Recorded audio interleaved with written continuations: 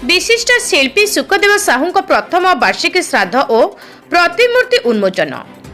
विशिष्ट शिल्पी एवं माटी मनस्क मनीष सुखदेव साहू प्रथम वार्षिक श्राद्ध और प्रतिमूर्ति उन्मोचन कुसुपुर ठारे कवि और शिक्षाप्रेमी अलेख चंद्र दास सभापतित्व आज शनिवार पूर्वाह्न 11 घटिका समय अनुष्ठित हो जाइछि।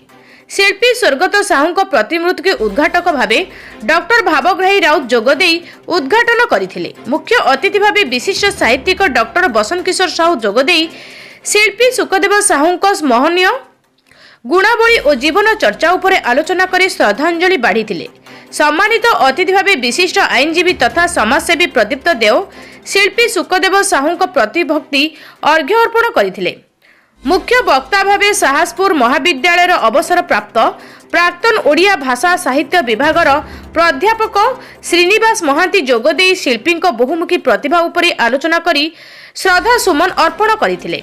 प्रारंभिक सूचना प्रदान करथिले कवि नवकिशोर गोस्वामी। प्रारंभिक संगीत और कविता पाठ करथिले सुखदेव साहू नातुणी लिप्सा प्रियदर्शिनी साहू, आशा प्रियदर्शिनी साहू, वर्षा प्रियदर्शिनी साहू, अन्यमानक मध्यरे समाजसेवी दिलीप कुमार सेन, युव समाजसेवी एसके जावीर, पूर्वतन सरपंच विलास चंद्र बारिक, नृसिंह चरण पृष्टि, कुसुपुर सरपंच प्रतिनिधि शिव प्रसाद साहू, प्रफुल्ल कुमार माझी, शरद कुमार पृष्टि, आईनजीवी आलोक जेना, सांबादिक अखिलेश महांती, कवि प्रदीप्त कुमार राउतराय, सांबादिक एकादशी सेठी, युव समाजसेवी हरिहर जेना, मानस चंपती राय प्रमुख बहु विशिष्ट व्यक्ति जोगदे स्वर्गत शिल्पी सुखदेव साहू प्रथम श्राद्ध वार्षिक अवसर में श्रद्धांजलि अर्पण करथिले।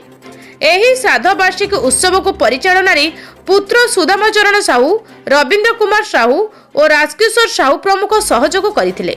शेष में समस्त कृतज्ञता ज्ञापन करथिले उत्सवर अन्यतम उद्योक्ता रंजित साहू।